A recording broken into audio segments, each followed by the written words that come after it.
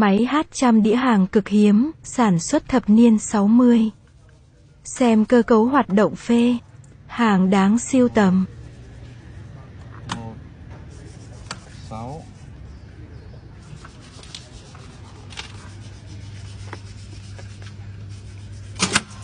Đây.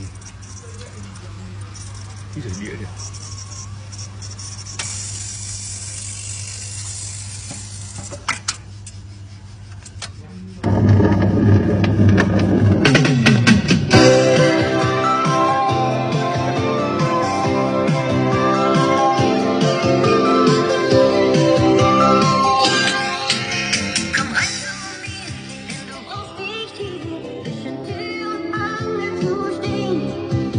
Aber schließt ein Auge.